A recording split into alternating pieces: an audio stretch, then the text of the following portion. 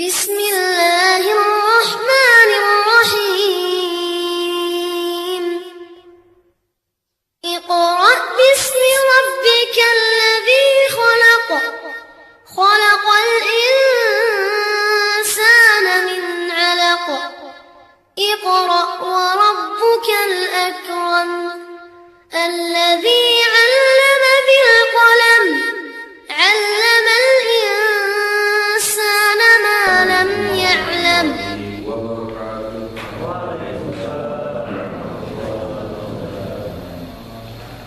Alhamdulillah nahmaduhu wa nasta'inuhu wa na'udzu billahi min shururi anfusina wa min sayyiati a'malina.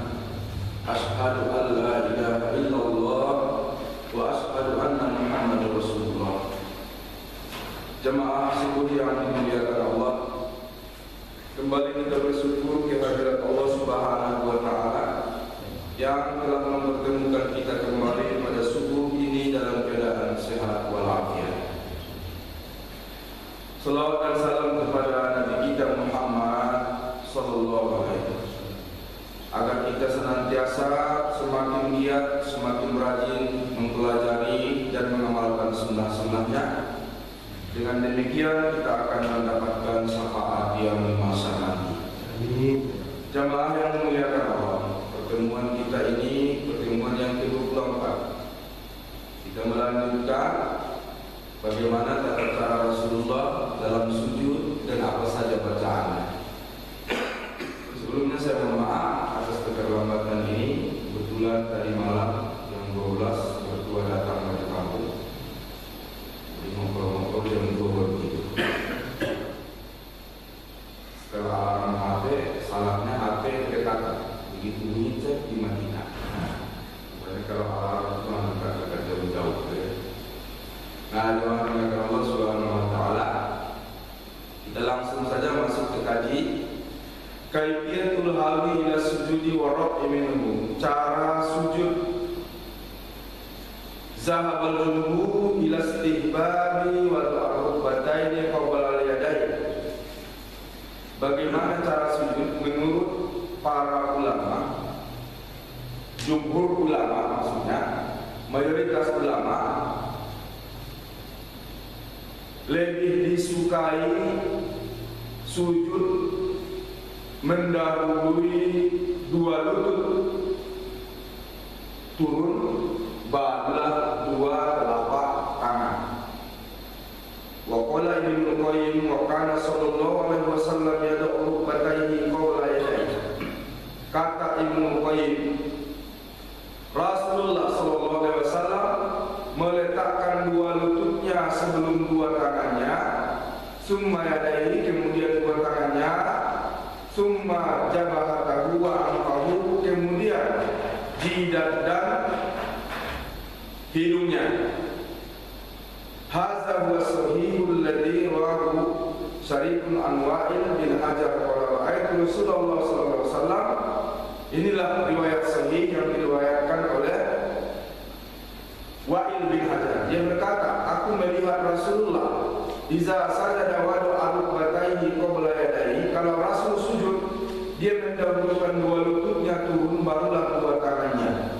Wa iza nuhido rufi ayadai, dan apabila dia mau bangkit, diangkatnya dulu tangannya, qabla rukbatai, barulah lututnya. Wa zahaba Malik wa Ibnu Hazm ila istihbabi wa du'a al-yadaini qabla rukbatai. Tapi kata Imam Malik sebaliknya, justru Rasul itu meletakkan dua tangannya dulu, baru dua lututnya. Riwayat Ahmad.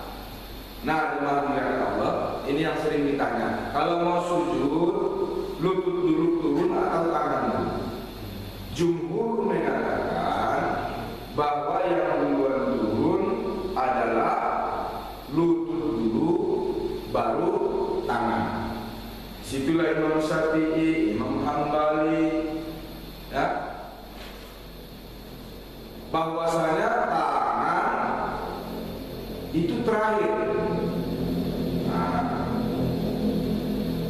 Tapi kata Imam Malik, justru tangan duluan. Jadi yang mana yang benar? Ya dua-duanya benar ya. Karena ada mazhabnya, para imamnya.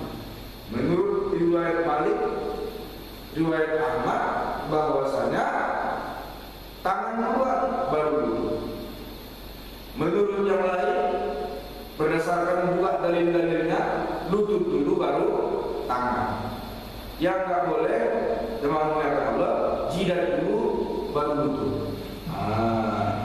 Jadi kalau ada imam yang jidat dulu baru lutut, Pak, berhenti lah itu. Kenapa? Sudah tersungkur Pak. Jangan lagi salah. Nah, jemaah muliakan Allah Subhanahu wa taala, kalau saya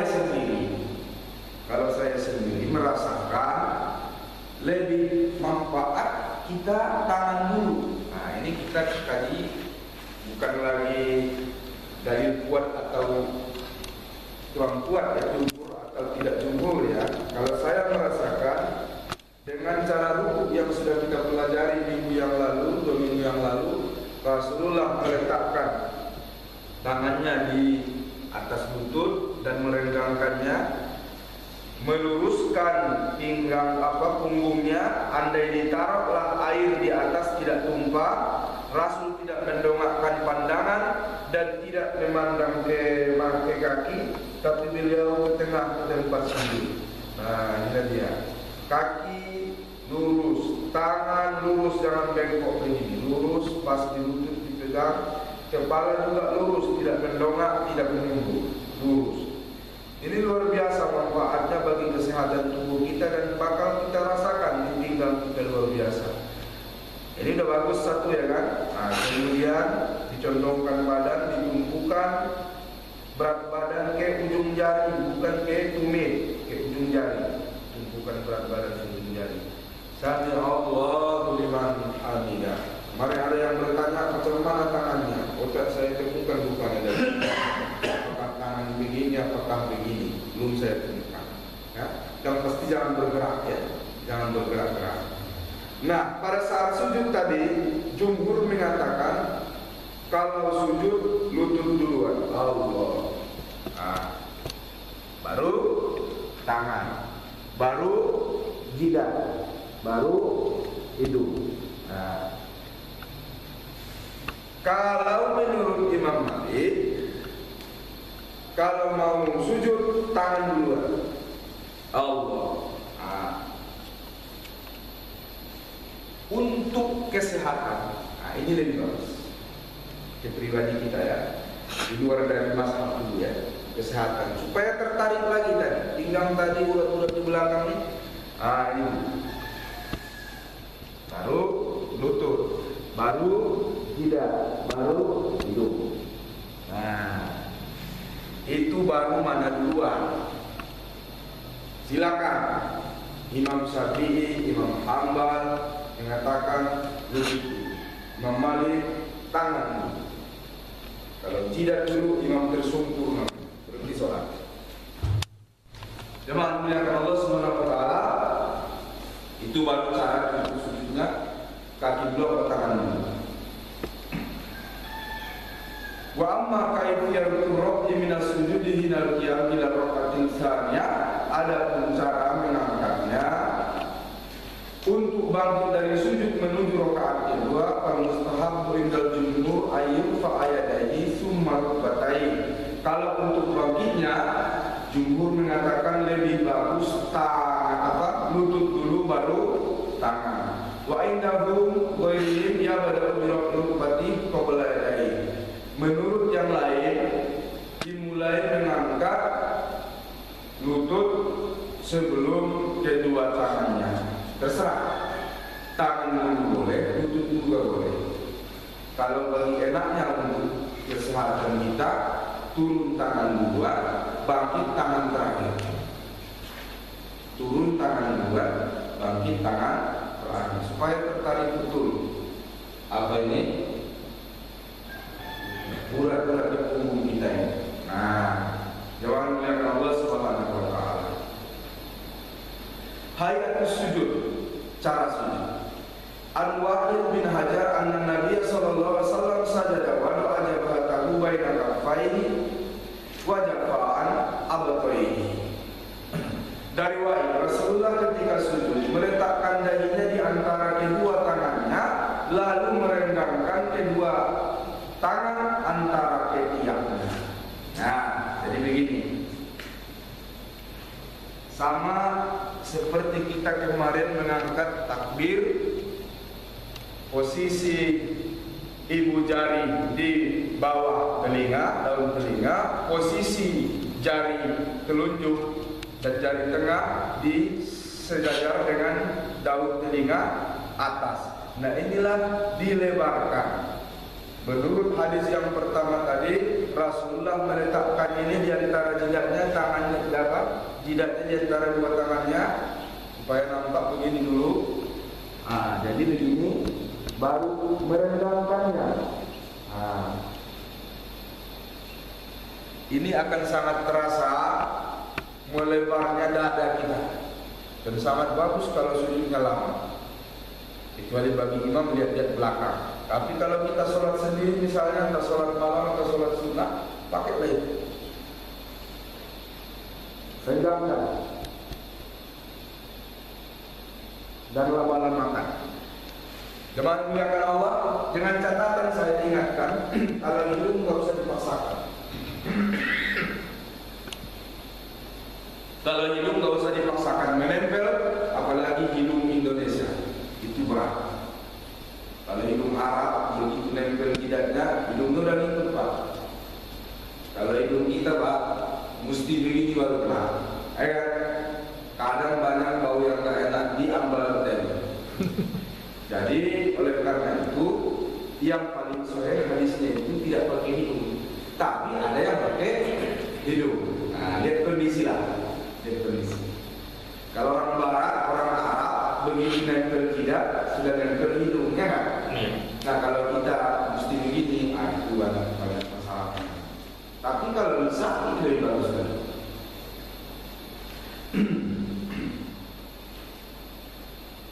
Yang kedua, wadu al-kaffaini haswal uzunain atau haswal mankibain, wa qad warada hadza wa zaka jama'a ba'dul ulama bainar riwayatain bi ayati ala tarfail ibhamain haswal uzunain wa rohataihi haswal mankibain. Dari Abu Hurairah, Rasul meletakkan hidung dan dahinya ke bumi, meregangkan kedua tangannya dari lambungnya, dan meletakkan telapak tangan sejajar dengan bahunya. Riwayat Ibnu Huzaimah. Terkait dengan posisi telapak tangan, ada riwayat mengatakan bahwa Rasul meletakkannya setentangan dengan bahu, ada juga setentangan dengan telinga. Maka ada ulama yang menggabungkannya dengan meletakkan ujung jari setentangan telinga, sedangkan telapak tangan setentangan bahu. Nah, masalah merenggangkan tangan sepakat semua. Masalahnya posisi tangan, apakah setentangan telinga atau setentangan bahu? Kalau bahu kan turun begini ya kan? Kalau telinga naik lagi begini. Ada dua-dua riwayatnya, bahwasanya Rasul terkadang setentangan telinga tangannya, ya kan? Sikunya setentangan lambung, otomatis itu sikunya ini setentangan lambung. Nah, ada yang tangannya setentangan bahu, telapak tangan bahu, berarti begini. Nah, terserah, mau yang setentangan telinga boleh, mau yang setentangan bahu boleh. Kalau setentangan bahu berarti sikunya ini berarti diturun lagi. Nah, jemaah belakang Allah, jangan kita persoalkan lagi yang begitu. Sudah kuno itu kan yang begitu. Memanglah sahabat itu tidak bisa melihat utuh Rasulullah itu sholat kalau sholat fardu. Itu pertanyaannya kenapa? Pertanyaannya, dalam sholat Rasulullah itu berapa kali sih dia jadi makmum? Kan beliau jadi makmum itu hanya kalau sakit. Selalu jadi imam. Pertanyaannya, kalau jadi imam, apa sempurna kita melihat imam di depan?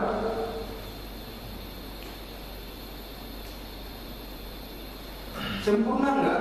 Coba bayangkan seorang imam di depan, kita mau melihat gerakannya mendetail, kalau kita di belakang imam, kecenderungannya nampak rata di kanan, betul nggak? Tapi kalau kita dari sebelah kanan atau sebelah kiri imam, baru tidak kelihatan. Oh, ini rupanya tangannya serempak dekat telinga. Oh, rupanya tangan kirinya itu sedang tangan baru. Pemandangan sahabat itu pasti berbeda. Apalagi yang namanya sholat itu bukan saling pandang. Oleh karena itu makanya bagaimana cara Rasul melipat tangan pun kemarin kita sudah pelajari. Ada yang di atas dada, ada yang di bawah dada, ada yang di atas pusat, ada yang di bawah pusat. Macam mana? Ya karena sahabat semua kan dari belakang. Sekali-sekali lah Rasul jadi maaf karena sakit, atau mungkin sholat musafir yang lain lihat. Tapi dalam perjalanan pun Rasulullah SAW itu masih berjamaah juga. Nah, oleh karena itulah wajar kalau para sahabat berbeda-beda meriwayatkan tata cara sholat secara detail ini. Berdirinya sama, mengangkat tangannya sama, tapi giliran melipatnya beda. Angkat tangan waktu rukuk dan sujud sama, tapi bagaimana posisi sejajarnya berbeda. Apalagi kalau detailnya hidung Rasul kena enggak ke tangan. Nah, itu detailnya lagi. Nah, oleh karena itu tak payah kita membesar-besarkan masalah yang detail seperti ini. Kecuali Nabi sendiri bilang, kalau kalian sujud, rapatkanlah jidat sama hidung kalian. Nah, itu perintah namanya. Ini tadi hanya dicontohkan Nabi tanpa memberikan penjelasan perintah dari Nabi. Nah, kemudian ayastaqbila bi atrafi asabihi qiblah fa indal Bukhari anna Nabiy sallallahu alaihi wasallam kana lagi ayyabasutu asabi'ahu matmuma fa indal Hakim Ibnu Hibban anna Nabiy sallallahu alaihi wasallam kana idza raka'a farraja baina asabihi wa idza sajada damma asabihi. Jadi kalau Rasulullah SAW ruku, dia merenggangkan jarinya. Dia kita pelajari kemarin, merenggangkan jarinya, memegang lutut. Tapi kalau sujud, Rasulullah merapatkan jarinya. Nah, ini dia tidak. Ruku kita renggangkan jari waktu memegang lutut. Kalau sujud kita rapatkan jari. Nah, ini yang lebih bagus. Kemudian ayastaqbila bi atrafi asabihi qiblah, jari-jarinya menghadap kiblat. Fa innal Bukhari dalam riwayat Bukhari anna Nabiy sallallahu alaihi wasallam kana idza sajada wa do'a yadayhi ghairu muqtarashima wala qabiluma wastaqbala bi atrafi asabihi rijlaihi qiblah. Kalau Rasulullah sujud, Rasulullah tidak terlalu merenggangkan jarinya dan tidak terlalu merapatkan jarinya, berarti sedang-sedang, dan menghadapkan jari-jari kakinya menghadap kiblat. Sekali lagi, kita banyak sujud itu jari kita begini. Perhatikan jari kaki. Banyak yang sujud begitu. Menurut hadis tadi, jarinya itu hadap kiblat begini. Tekuk sebisanya yang mana, walaupun tidak 5 jari. Tekuk dia. Jarinya, perhatikan, tekuk jarinya. Jari kakinya tekuk, biar itu menghadap kiblat.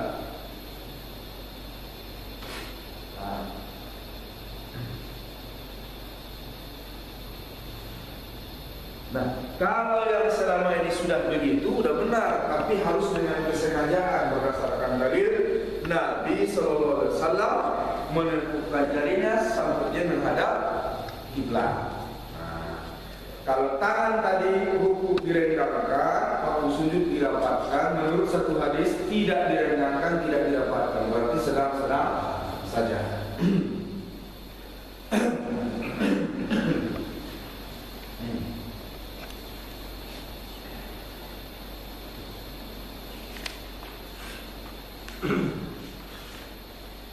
Kemudian Ba'an Uqbah bin Amir lamma nazalat Sabbihisma rabbikal a'la. Qala Rasulullah sallallahu alaihi wasallam, ij'aluha fi sujudikum. Tatkala turun ayat Sabbihisma rabbikal a'la, Rasulullah bersabda, jadikanlah dia bacaan sujudmu. Sabbihisma rabbikal a'la, Maha suci Allah yang lebih tinggi, yang maha tinggi. Maha suci Allah yang maha tinggi. Hubungannya dengan ayat tadi. Nah, pertanyaannya, kalau ruku subhana rabbiyal azim, itu pada saat turun Al-Waqiah ayat terakhir fasabbih bismi rabbikal azim, maka bertasbihlah dengan nama Tuhanmu yang maha agung. Makanya pada waktu ruku bacaannya subhana rabbiyal azim. Jangan heran kalau ada lagi yang lain, subhanakallahumma bihamdika astaghfirullah. Ada lagi. Dari mana? Dari iza jaa nasrullahi wal fathu wa ra'aitan nasa yadkhuluna fiha wa yadkhuluna fi dinillahi afwaja fasabbih bihamdi rabbika wastaghfirhu. Fasabbih, bertasbihlah subhana, bihamdi, dengan maha puji Tuhanmu, dengan memuji Tuhanmu. Makanya subhanaka wa bihamdika, subhanaka Allahumma wa bihamdika wastaghfirhu, dan minta ampunlah kepadanya. Makanya astaghfirullah. Nah, makanya subhanaka Allahumma wa bihamdika astaghfiruka atau astaghfirullah. Ada yang bacaannya ini dari ayat An-Nasr tadi. Ada lagi yang menambah wa atubu ilaih. Dari mana wa atubu ilaih? Innahu kana tawwaba. Sesungguhnya dia maha penerima taubat. Oleh karena itu wa atubu ilaih, aku pun bertaubat kepadanya. Nah, udah paham riwayatnya? Memuliakan Allah. Jadi ini berdasarkan ayat. Nah, mana yang duluan turun, mana yang terakhir? Nah, inilah yang kita butuh penelitian lebih lanjut kepada asbabun nuzul. Tapi Rasul memakainya yang subhana rabbiyal a'la dan subhana rabbiyal azim dipakai. Bahkan subhana rabbiyal a'la dua-dua ruku dan sujud juga dipakai. Kenapa? Sesudah turun Sabbihisma rabbikal a'la.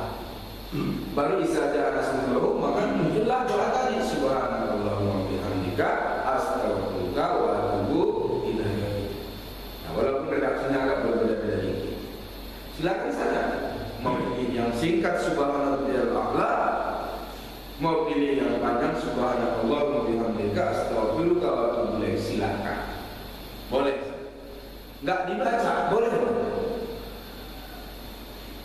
Enggak dibaca, boleh. Bacaan sujud itu enggak dibaca, sujud aja, boleh enggak? Boleh? Yang buat, boleh? Boleh. Nah, itu harus tahu, belum nanya-nanya. Boleh. Yang rukun mana?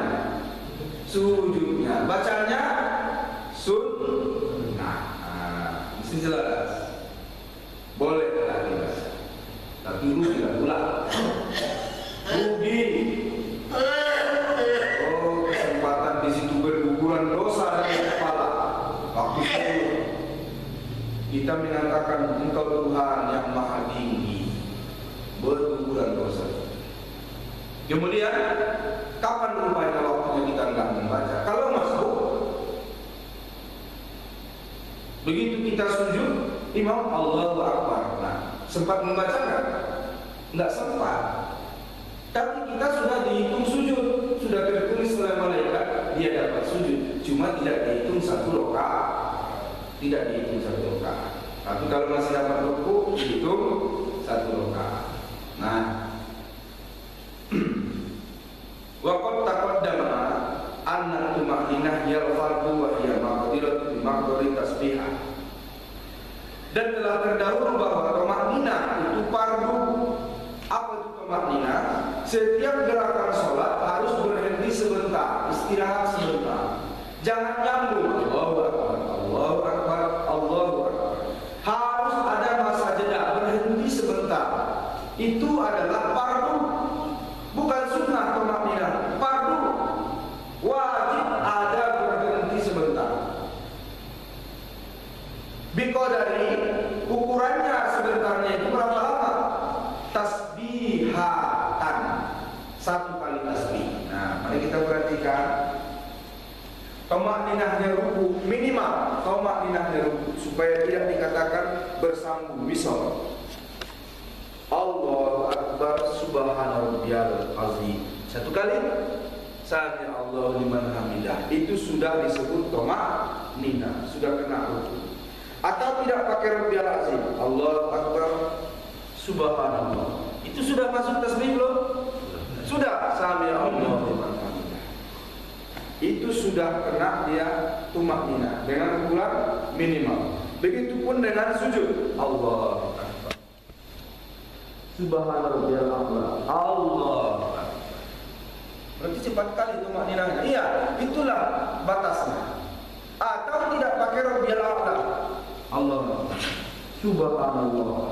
Allahu Akbar. Itu sudah tumakninah minimal. Yang tidak, ya tentunya Allahu Akbar, Allahu Akbar, Allahu Akbar. Nah, inilah kasus yang sholat disuruh ulang oleh Rasulullah kepada sahabat sampai 3 kali. Sholat lagi kau, kata Rasul. Aku udah sholat lagi kau belum sholat. Diulanginya lagi. Begitu selesai 2 kali sholat, kata Rasul, sholat lagi, kau belum sholat. Apa salah? Kata sahabat, kau tidak pakai tumakninah.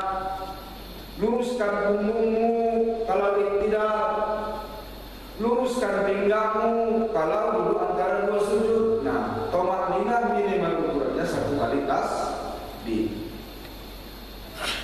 Wa amma kamal tasbih faqadaru ba'd ulama bi asli tasbihatin di hadisin.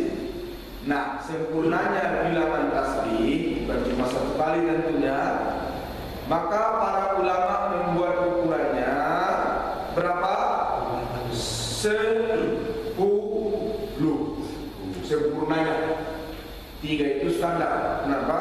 Allah senang menilai-nilai, mengganjil-ganjili.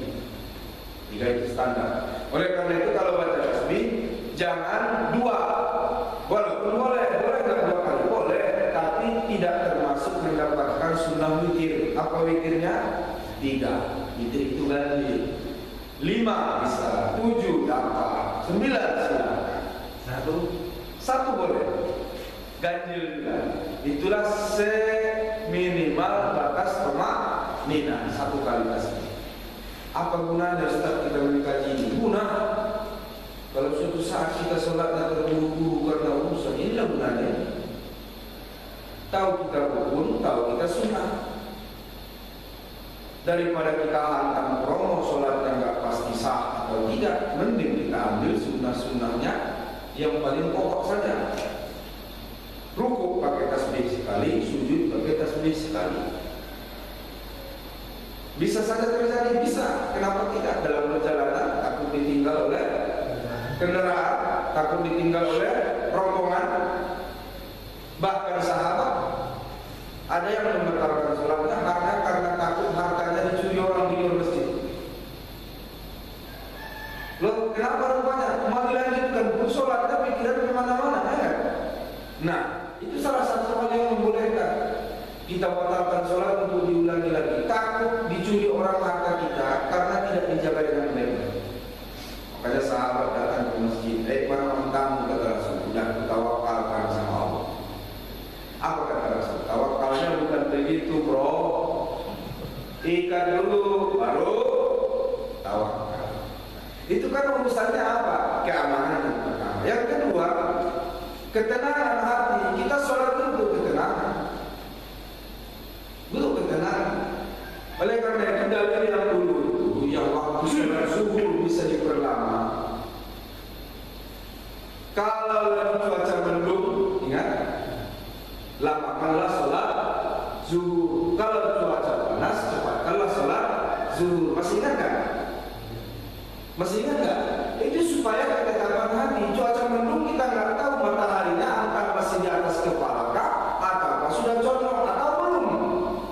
Karena belum tahu kita pastinya, oleh lambatkanlah sholat zuhur kalian, supaya pasti masuk waktu itu. Kalau dilewatkan udah pasti, takutnya belum pas di atas kepala dan di matahari, malah jatuhnya waktu haram sholat. Nah itu, jadi kita tafsirkan dengan berbagai hal. Pastikan dulu barang terkunci, pastikan dulu barang aman, baru mulai sholat. Walaupun benar bahwa sholat di awal waktu lebih sempurna dibanding sholat di tengah waktu, tapi ada kesempurnaan lain, yaitu apa? Kehusukan, keseriusan, kesatuan pikiran. Oleh karena itu bereskan dulu yang lain. Nanti kita akan mempelajari. Ternyata Rasul juga mengkodok sholat sunnah ba'diyah. Kenapa dikodok? Berasa sudah? Ba'diyah.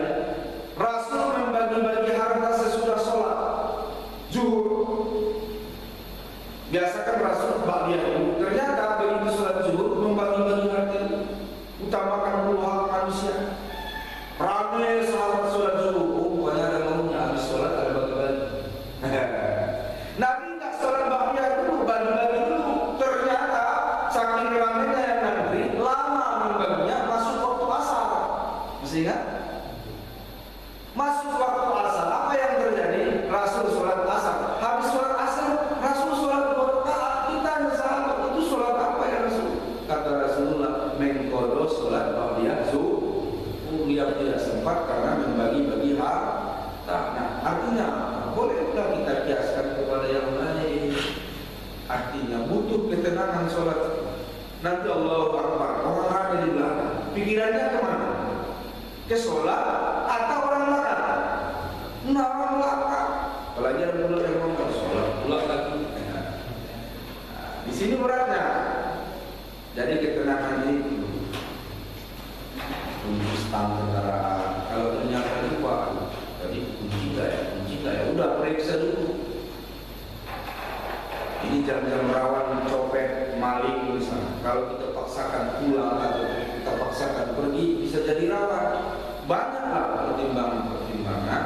Yang intinya adalah beberapa dalil bisa kita gunakan yang membenarkan kita memundurkan, memperlambat dengan alasan apa? Pertama, keamanan. Yang kedua, agar muncul ketenangan pada waktu sholat. Nah, saya pernah diprotes sama jamaah. Dia datang pas lagi azan ke rumah. Jadi urusannya penting kali apa gimana? Penting loh Ustaz. Dia seorang ibu sholat kan? Aku dari halangan. Nah, coba lah. Harusnya kan udah kita sholat dulu, tapi dia lagi halangan. Penting kali loh Ustaz. Udah kami ngobrol dulu, apa masalah? Habis setengah jam ngobrol, Ustaz belum sholat ya? Tapi tadi udah tak sendiri. Katanya penting. Saya berprinsip urusan manusia lebih diutamakan daripada urusan kepada Allah. Ustaz salah itu jangan. Urusan Allah dulu lah, baru urusan manusia. Betul, pada prinsipnya begitu. Tapi ada urusan yang Allah sendiri lebih mengutamakan urusan manusia daripada urusan dirinya. Apa contohnya? Contohnya begini. Puasa itu untuk siapa? Allah katakan puasa untukku dan aku yang membalasnya. As-sawmu li wa ana ajzihi. Puasa itu untukku dan aku yang membalasnya. Saking Allah senang dengan puasa itu. Tapi pertanyaannya, kalau kita puasa, ada orang yang dizalimi karena kita puasa, seperti ibu yang puasa, anak yang menyusu kurang susu. Ibu yang puasa, anak dalam kandungan kurang gizi. Boleh nggak kita tidak puasa? Oh boleh. Nah ini kan. Terus gantinya puasa itu bagaimana? Boleh dibayar fidyah. Gimana? Ke fakir miskin. Berarti hak Allah itu diganti dengan hak manusia. Oh iya. Nah, pada kondisi tertentu jamaah mengatakan Allah, bolehlah kita mendahulukan urusan manusia barulah urusan Allah. Karena Allah itu ada kapan saja, di mana saja. Jangan terlalu monoton sampai mengabaikan urusan manusia. Nah, saya pernah menunggui dosen berjam-jam gara-gara apa? Berjam-jam menungguin. Sorry ya, sebentar lagi udah mau sholat, saya ke masjid dulu. Mak, dari tadi awak di situ. Habis sholat, rupanya lama lagi. Berzikir dia, sholat sunnah dia. Udah bilang sunnah, balik lagi kegiatan masjid. Bayangkan, itu sebenarnya melayani mahasiswa itu kewajiban atau sunnah? Ayo, itu hak loh, hak mahasiswa, karena dia sudah jadi pembimbing, dia jadi dosen, dia dibayar. Berapa banyak dosen kita itu yang dosen killer, bukan cuma killer dalam lokal, ternyata juga killer pada saat bimbingan. Dan tanpa merasa berdosa, saya kan dosen, wajib ditunggu dong. Ya, siapa bisa melawan, tapi suatu saat akan diminta bertanggungjawab. Jangan gara-gara kita melihat lebih baik urusan kepada Allah didahulukan, tidak, salah. Allah lebih senang kita mengutamakan urusan manusia. Untuk hal tertentu kita boleh menunda urusan Allah. Contohnya lagi Bapak Ibu yang dimuliakan Allah, kalau kita lagi sholat kedengaran anak kecil menangis dan kita nggak tahu menangisnya karena apa ini, jatuh ke sumur bisa jadi, digigit binatang bisa jadi, kejepit belakang pintu bisa jadi, yang pasti kita nggak tahu, atau hanya menangis cengeng, atau hanya menangis lapar, atau hanya menangis digangguin kakaknya. Kalau sudah dengar anak kecil menangis, bagaimana? Hentikan sholat, betul. Kalau kita ragu, jangan-jangan ada di belakang bahaya atau tidak, ada kawannya atau tidak, hentikan sholat. Itu artinya mendahulukan manusia daripada hak Allah. Ada lagi dalil, Rasul mempercepat sholatnya. Takut selesai. Kenapa Rasul? Tidak pernah kita sholat sesingkat ini. Kata Rasul, saya dengar suara anak menangis dan saya berpikir ibunya lagi sholat. Ternyata ibu si anak yang menangis tidak lagi sholat, juga bersama bayinya di luar masjid. Ini menunjukkan sekali itu Rasulullah itu juga ternyata mencontohkan utamakan urusan manusia. Nah, kita lanjut lagi kemari. Jadi riwayat Subhana Rabbiyal A'la tadi berdasarkan Sabbi isma rabbikal a'la. Sabbi isma rabbikal a'la. Maka muncullah Subhana Rabbiyal A'la. Kalau Subhana Rabbiyal Azim, fasabbih bismi rabbikal azim. Maka muncullah Subhana Rabbiyal Azim. Kalau Subhanallah wa bihamdika astaghfiruka berdasarkan surah Iza Jaa Nasrullahi wal Fath. Fasabbih bihamdi rabbika wastaghfirhu. Ada wa atubu ilaih dari kalimat innahu kana tawwaba. Berapa ukurannya? Maksimal 10 kali. Mar'aitu ahadan asbaha salatan bi Rasulillah min hadzal ulam. Ada seorang sahabat Sa'id bin Jubair an Anas qala, dia berkata, aku tidak melihat salah seorang solat yang mirip sekali solat dengan Rasulullah kecuali solat anak ini, yakni Umar bin Abdul Aziz. Umar bin Abdul Aziz kalau solat dia memakai tasbih 10 kali, baik waktu sujud maupun waktu ruku 10 kali. Umar bin Abdul Aziz. Kata Anas, inilah yang paling mirip solat dengan solat Rasulullah. Boleh 10 kali. Dia tidak ada. Waqala Ibnu Abdul Bar, yang bagi kulli imamin ayyuhaffif li amri sallallahu alaihi wasallam wa in ulima quwwatun min man khalfah. Seharusnya para imam meringankan solatnya karena Rasul bersabda, hendaklah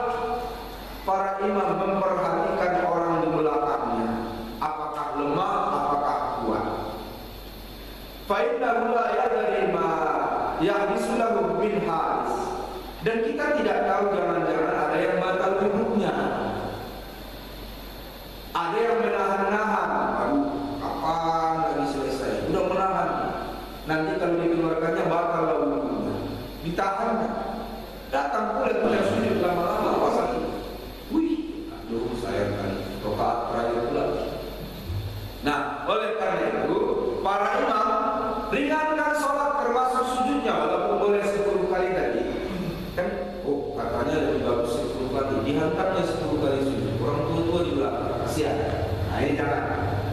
Kalau pribadi kita silakan. Wasakola aridun wahadakan wahadasa wahadasa. Mungkin juga ada kesibukan-kesibukan yang harus segera, ada juga hajat-hajat yang harus dilaksanakan. Oleh karena itu lihat keadaan makmum. Fafil hadis anna Nabiy sallallahu alaihi wasallam qala aqrabu ma yakunu ahadukum min rabbihi wa huwa sajidun. Dalam sebuah hadis dikatakan, sedekat-dekat seorang hamba dengan Tuhannya pada waktu sujud. Oleh karena itu pada prinsipnya berlama-lamalah sujud dan berdoalah dalam sujud. Fa'aksiru fihi minad doa, maka perbanyaklah doa dalam sujud. Wa qala ala inni nawitu an aqra'a raka'an aw sajidan fa amaruku fa azimu fihi rabb wa amma sujudu fajtahidu fi doa. Dan berkatalah dia, aku pernah melarang kalian berbicara dan membaca pada waktu ruku dan sujud. Tapi ini ruku dan sujud ini adalah waktu yang mulia. Maka besarkanlah, muliakanlah Allah pada waktu ruku dan perbanyaklah doa pada waktu sujud. Riwayat Ahmad dan Muslim. Boleh berdoa waktu sujud. Macam mana doanya waktu sujud? Nah, teman-teman Allah banyak kasih doa di sini. Iya. Kita lihat ada riwayat Muslim. Allahumma laka sajadtu wa bika amantu wa laka aslamtu sajada wajhi lilladzi khalaqahu fa sawwarahu fa ahsana suwarahu fa shaqqa sam'ahu wa basarahu fa tabarakallahu ahsanul khaliqin. Ada yang pakai doa ini? Riwayat Muslim. Tuhan, ya Allah, aku sujud kepadamu, aku beriman kepadamu, aku Islam hanya untuk, aku serahkan diri maksudnya. Sujudlah wajahku bagi yang menciptakannya, yang membaguskannya. Pasang samahu dan memfungsikan pendengarannya, memfungsikan penglihatannya. Maka maha suci Allah, dialah sebaik-baik yang menciptakan. Dua Muslim. Ini sering dibaca juga pada waktu sujud syukur. Sujud apa lagi? Ayat sajadah. Tidak dibaca. Kemudian dua ayat Muslim juga, Allahumma ja'al fi qalbi nura, pada waktu sujud nih, wa fi sam'i nura, wa fi basari nura. Tuhan jadikanlah pada hati saya nur, pendengaran saya nur, penglihatan saya nur, wa ayyamini nura, sebelah kanan saya nur, wa ayyasari nura, sebelah kiri saya nur, wa amani nura, dan depan saya nur, wa khalfi nura, belakang saya nur, wa fawqi nura, di atas saya nur, wa tahti nura, di bawah saya nur, wa ja'alni nura, dan jadikanlah aku nur cahaya semua, atas bawah muka belakang. Ini doa sahih. Kalau doa sahih berdasarkan hadis Nabi boleh diucapkan. Digabung boleh. Subhanallah a'la bihamdi, subhanallah a'la bihamdi, subhanallah a'la bihamdi. Baru baca doa. Allahumma ja'al fi qalbi nur wa fi sam'i nur. Boleh diucapkan, boleh. Kenapa? Nabi sudah ajarkan dalam hadis yang sahih, berarti boleh. Yang tak boleh setiap mana? Doa yang tak diajarkan tak boleh diucapkan. Kenapa? Menambah hukum sholat. Jadi keluarlah pembicaraan sholat dari bahasa aslinya, pakai bahasa kampung misalnya, pakai bahasa Indonesia misalnya. Itu tak boleh. Tapi kalau doa yang langsung warid dari Rasulullah boleh. Seperti pada saat Rasul membaca ayat tasbih, dia bertasbih. Rasul membaca ayat memuji Allah, dia pun memuji Allah. Rasul membaca ayat yang menyuruh istighfar, dia pun istighfar. Maka pada saat kita membaca Sabbih isma rabbikal a'la, subhana rabbiyal azim, subhana rabbiyal a'la, bahkan waktu sholat kita boleh begitu, boleh. Itu bukan menambah, ikut sunnah Rasul. Apa yang dibaca Rasul selama dia sholat boleh kita baca, walaupun tidak lazim. Kalau Rasulullah membaca tentang ayat-ayat siksa-siksa, beliau malah berlindung dari api neraka. Menambah bacaan ayat tadi dengan mengucapkan A'udzubillahi minan nar, Allahumma ajirni minan nar. Itu semuanya ucapan-ucapan dari Rasul. Nah, oleh karena itu beberapa ucapan sempalan, sisipan-sisipan ayat itu ada dari Rasulullah, boleh kita baca.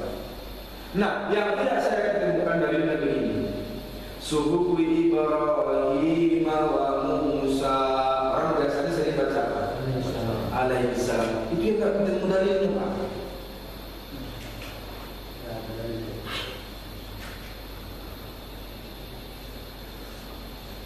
Karena Nabi sendiri kan waktu menyebut nama-nama Nabi itu kan yang menyebut alaihissalam itu kan kita. Nabi sendiri menyebutnya tanpa alaihissalam.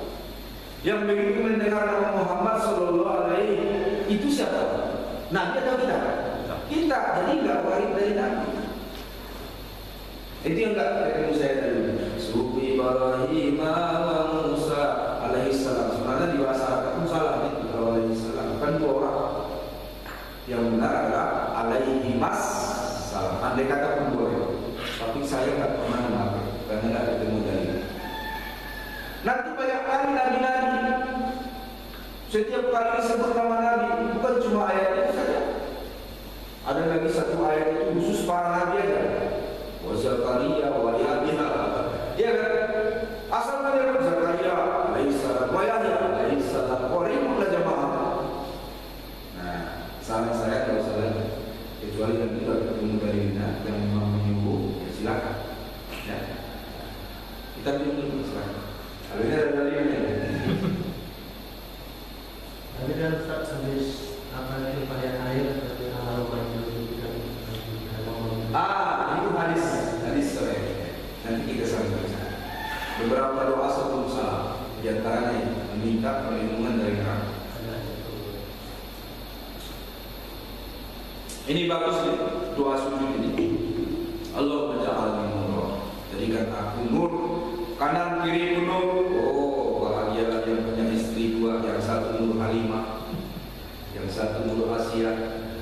Minta ya Allah jadikan kanan kiri nur. Amin. Memang udah nur belum-belumnya. Nah, baik, riwayat Ahmad berikutnya. Ini juga doa dalam sujud. Rabbi a'ti nafsi taqwaha wa zakkaha anta khairu man zakkaha anta waliyuha wa maulaha. Dalam sujud ini, ya Allah, ya Tuhan, berikan dirimu ketakwaannya, bersihkan dia sesungguhnya Engkau sebaik-baik yang membersihkannya.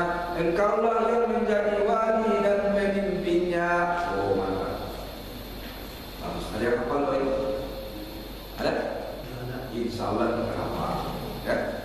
Ada lagi riwayat Muslim. Allahumma ghfir li zambi kullah dikkahu wa jallahu wa awwalahu wa akhirahu wa alaniyatahu wa sirrah. Ya Allah, ampunilah dosaku yang kecil maupun yang besar, yang lalu maupun yang akan datang, yang nampak maupun yang tersembunyi. Jadi banyak dosa kita ini yang nampak, yang tersembunyi, Pak. Yang tersembunyi, inilah dia Tuhan.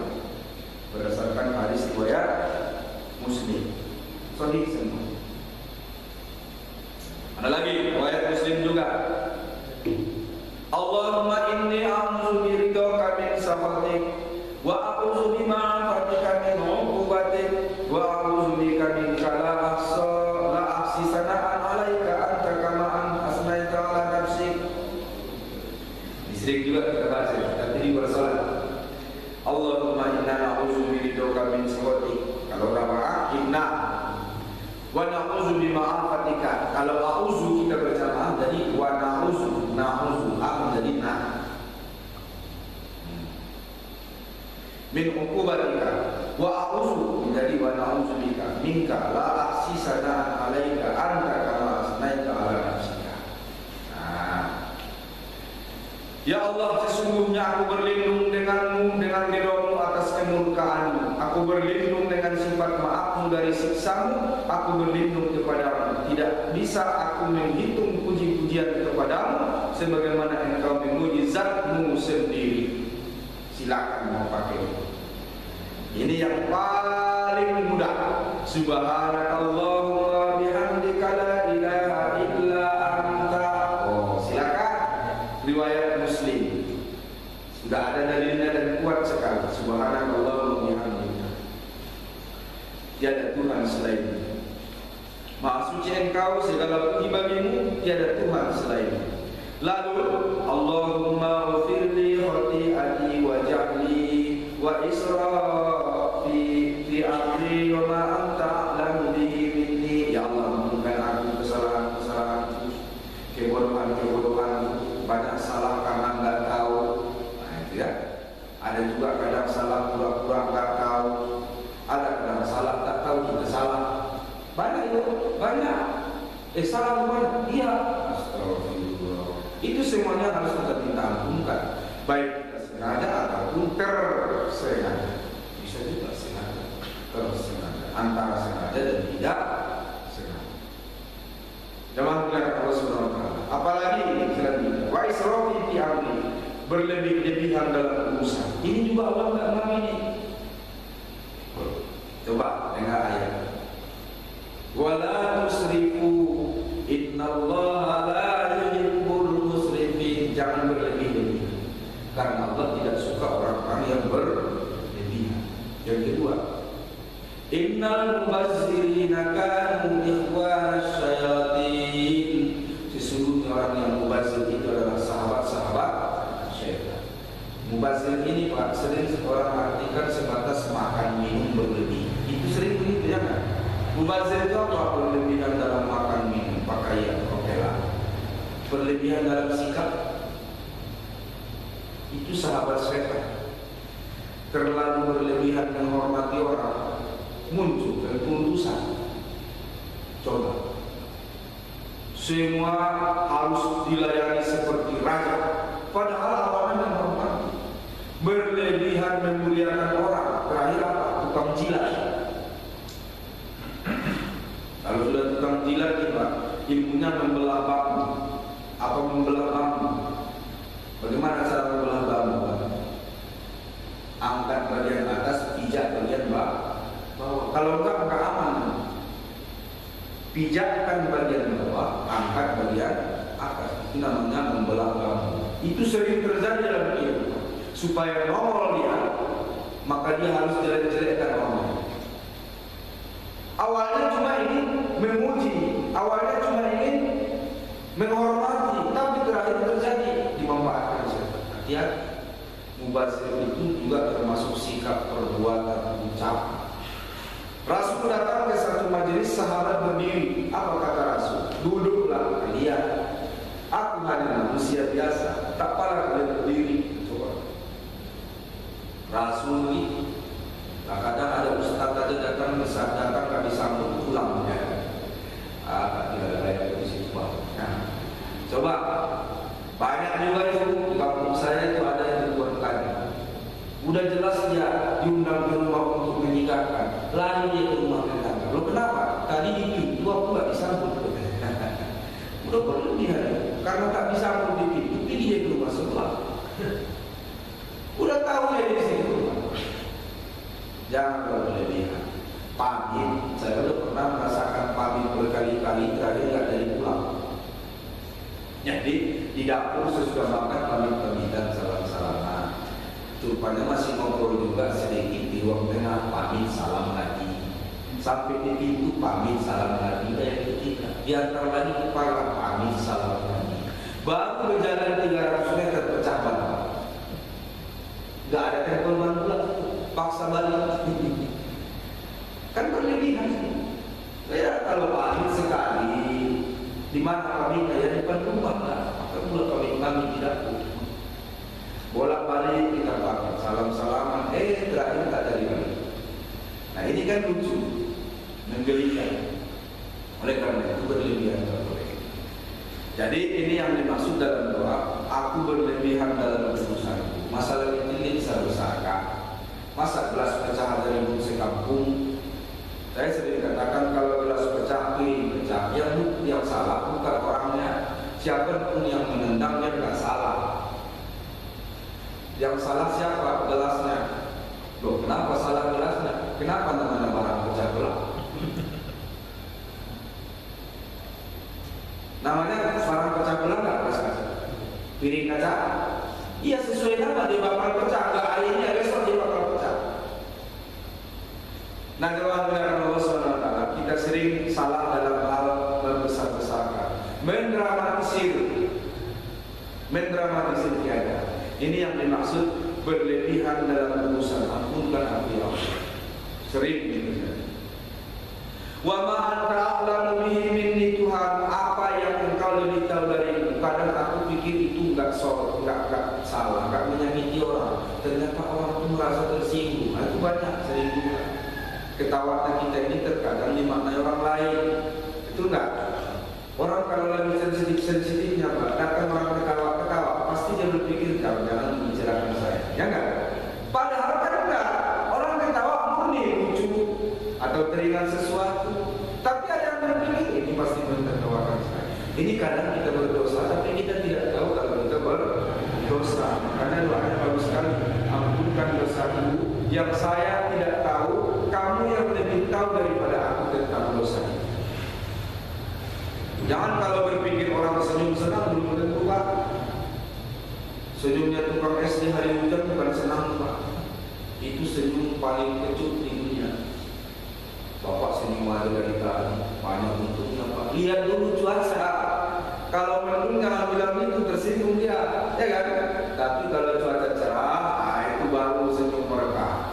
Nah, kebalikannya senyumnya tukang mantel, baju mantel di hari hujan, nah itu senyum bagus nggak? Nah, tukang mantel di hari hujan itu senyumnya bagus nggak? Bagus. Berbeda nggak dengan senyumnya tukang es di hari hujan? Jadi itu nggak menanggapi seseorang. Allahumma wafirli hati wa asli wa qatli wa abdi wa kullu zalika indi.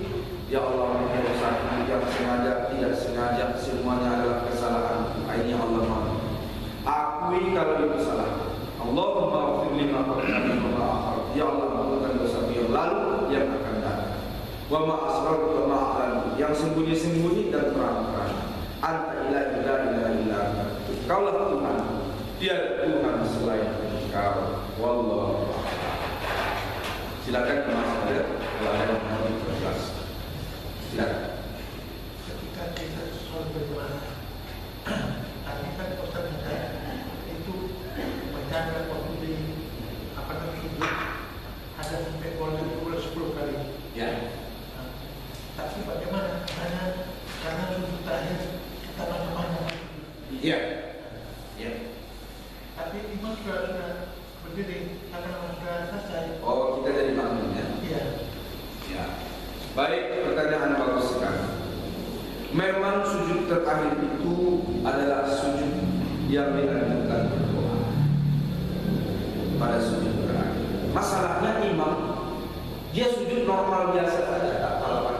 Sementara makmum ingin berdoa. Bolehkah dia sengaja berdoa dan dia tinggal dari imam? Boleh. Ketinggalan makmum dari imam itu selama tidak melebihi 1 rukun. Misalnya imam sudah berdiri, sudah rukun lagi dia masih sujud, batal aja makmum. Ketinggalan makmum dari imam tidak melebihi 1 rukun. Kalau dia subhana rabbiyal azim makruku, imam sudah iktidal dia masih ruku, tapi begitu imam sujud lagi berarti dia sudah tinggal 1 rukun. Jangan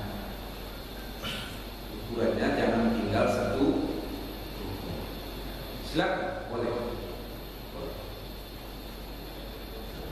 Ya. Ada namanya sujud di luar sholat. Saya sudah mau sholat mau pulang kita sujud itu. Ya, ada namanya sujud, entah yang mana yang dilakukannya kita tak tahu. Kalau sujud sahwi berjamaah, kan dia sudah benar itu imam apa yang lupa kan ada. Mungkin sujud syukur, mungkin dia sujud syukur. Nah, pelaksanaannya juga sama, nanti kita akan sampai ke sana. Sujud sahwi dan sujud syukur. Bacaannya juga ada, cara-cara juga ada. Nanti kita akan sampai ke sana. Ada sholat apa sujud di luar sholat. Sujud syukur, sujud sahwi, sujud tilawah, ada 3. Tilawah bukan nggak mesti dalam sholat ya. Semua ayat-ayat sajadah yang dibaca atau kita dengar di luar sholat kita disunahkan sujud. Orang yang baca kita dengar sujud kita sunnah. Silakan ya. Ya. Posisi kedua kaki waktu sujud itu renggang atau apa? Kedua kakinya bukan jarinya. Kaki. Kedua kakinya. Kakinya gimana? Ada yang tetap gini. atau renggang. Oh, iya. Ya. Nanti kita cari dulu apakah ada dalil yang mengatur kaki ya. Kalau jari tadi ada, itulah. Kalau kakinya apakah rapat ataukah renggang? Ya saya belum ketemu petunjuknya. Nanti kita cari. Ya.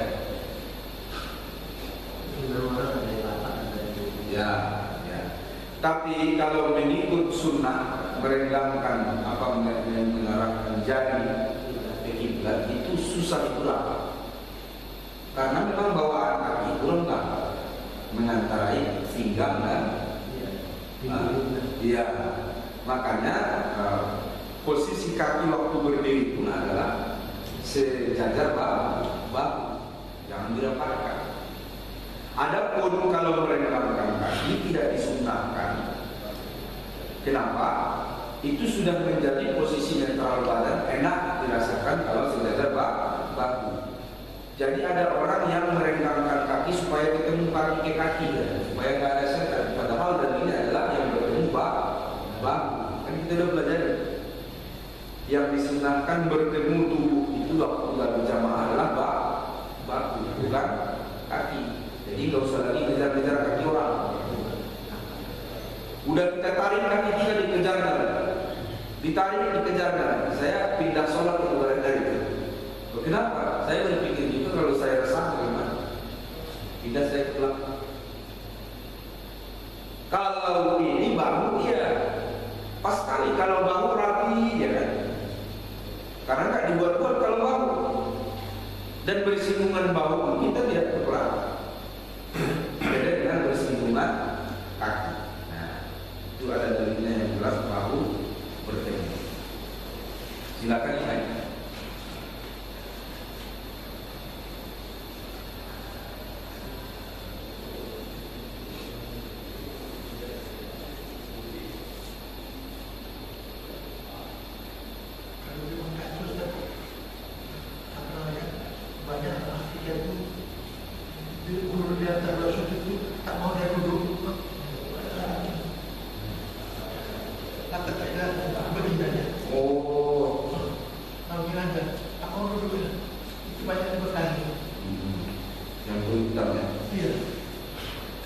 Lihat juga orangnya, apakah dia besar dengan gendut, mempengaruhi juga.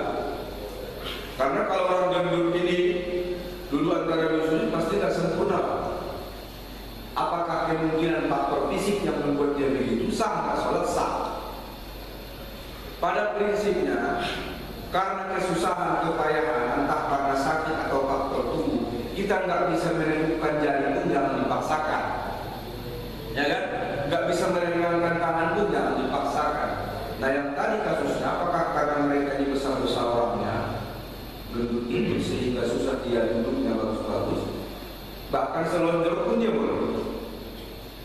Ada orang gendut sekali, kalau dia tahiyat paling lucu tahiyat. Nah dia, kita kan tahiyat begini, kalau dia awalnya sopan, kalau dia ini saja. Kenapa? Nggak sanggup kakinya menopang badan. Nggak sanggup. Jadi dia bilang, Ustaz, sah nggak sholat? Salah. Sah. Karena itu bukan kehendak dia, kebutuhan dia begitu. Kalau orang dulu Pak, kelihatannya megang tangan ini di mana? Di atas perut apa di atas dada? Orang dulu di atas perut. Kalau dia di atas di bawah dada terjadi sekarang, nanti begini jadinya, bukan begini lagi, begini. Jadi kondisional. Ya, ada lagi yang lain? Baik, mudah-mudahan kajian kita subuh ini bermanfaat. Pesan saya tetap supaya seide serahkan, yang tidak datang juga kita sampaikan. Beberapa materi yang mungkin tidak terbagikan boleh dikopi, supaya beberapa jamaah yang lain juga mengerti bahwa beginilah yang ada dari itu. Tidak muncul perdebatan, apalagi debat kusir. Bukan debat dengan dalil. Mari kita dengan doa. Astagfirullahaladzim. Astagfirullahaladzim. Alhamdulillah wa sallallahu alaihi wa sallam. Allahumma alimna rusdana wa a'inna min syarri nafsina. Allahumma summa fahma wa ilma wa hikmah wa akra bi rahmatika ya arhamar rahimin. Allahumma summa sallallahu wa sallam wa ilman nafi'ah. Allahumma sholli wa sallim bi rahmatika ya arhamar rahimin. Rabbana khalaqna anfusana wa illam taghfir lana wa tarhamna lanakunanna minal khasirin. Rabbana atina fid dunya hasanah wa fil akhirati hasanah wa qina adzabannar. Wa sallallahu ala nabiyyina Muhammadin wa alihi wa sahbihi ajma'in. Alhamdulillahi rabbil alamin. Billahi taufiq. Assalamualaikum warahmatullahi wabarakatuh. Waalaikumsalam.